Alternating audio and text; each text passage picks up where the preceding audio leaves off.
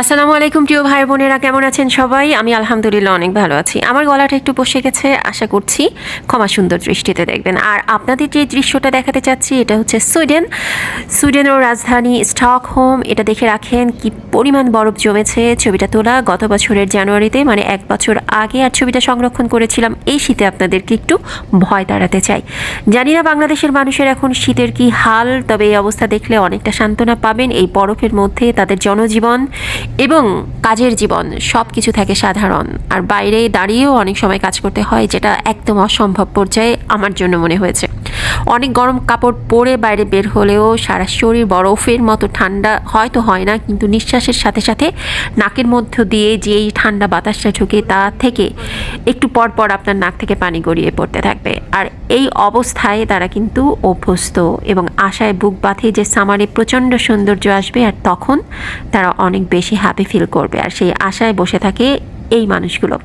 আর এই জায়গাটি দেখছেন, এই জায়গাটি হচ্ছে একটা রয়্যাল প্যালেস, যেটা আমরা বারবার মুভ করে করে আপনাদের দেখাচ্ছি। আর এটা দেখেন ওখানকার রাজা বা যে প্রশাসক তার হচ্ছে বাড়ি। এখানে পতাকা আছে এবং চারদিকে আমরা বারবার ঘুরতে ঘুরতে ভাবছিলাম এতবার খুললে না জানি সিকিউরিটি প্রবলেম করবে। আসলে ওরা অনেক সাধারণ লাইফ লিড করে, এত বেশি জমকালো না, তো সাধারণ মানুষের মতোই থাকে। পাহারাদাররা বাইরে দাঁড়িয়ে অনেকক্ষণ পাহারা দিতে থাকে এবং কিছু সময় সময় তাদের বদলে দিতে হয়, কারণ এই ঠান্ডায় একটা লম্বা টাইম দাঁড়িয়ে থাকলে তাদের অনেক সমস্যা হয়ে যেতে পারে। তারপরেও ডিউটি করতে হয়, ডিউটি বলে কথা। এই জায়গাটি বারবার দেখাচ্ছি কারণ এটা একটা রাজকীয় জায়গা। এখানে মন্ত্রী, মিনিস্টারের বাড়ি, অফিস, নানান গুরুত্বপূর্ণ স্থাপনা। দূরে ওই যে সমুদ্রের কাছে আছে বন্দর এবং অনন্য সাধারণভাবে গড়ে উঠেছে এই জায়গাটুকু। তাই আপনাদেরকে দেখাতে আমার খুব ইচ্ছা করছে। আমরা বারবার মুভ করছিলাম এবং ঘুরে ঘুরে দেখার চেষ্টা করছিলাম। দেখেন একজন গার্ড দাঁড়িয়ে আছে, একটু পরেই তাকে বদলে দেওয়া হবে। একদম একটা লম্বা সময়, ধরেন 10 মিনিট আধা ঘন্টা বাইরে দাঁড়িয়ে থাকা খুবই মুশকিল, যদিও আপনার পরনে অনেক গরম কাপড় থাকে।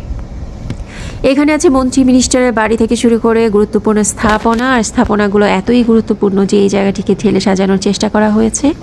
দূরে সমুদ্র বন্দর থেকে শুরু করে এলাকাটা সামারে যার আসল রূপ ফুটে ওঠে। আমি উইন্টারটা আপনাদের জন্য ধারণ করে রেখেছিলাম, আজকে সেটা প্রচার করলাম। আশা করছি আপনাদের দেখে ভালো লাগবে এবং আমার অন্যান্য ভিডিওগুলো দেখবেন, যেটা নেচারের সাথে একদম সম্পৃক্ত। আর আপনাদের ভালো লাগলেই আমার কৃতিত্ব সার্থক। আর সেই সার্থকতা নিয়ে, এই ইন্সপিরেশন নিয়ে আমি ভিডিওগুলো করতে থাকি। সবসময় সাথে থাকবেন, অনেক ভালো থাকবেন। এই শীতে নিজের অনেক যত্ন নেবেন, পরিবারের যত্ন নেবেন। আল্লাহ হাফিজ।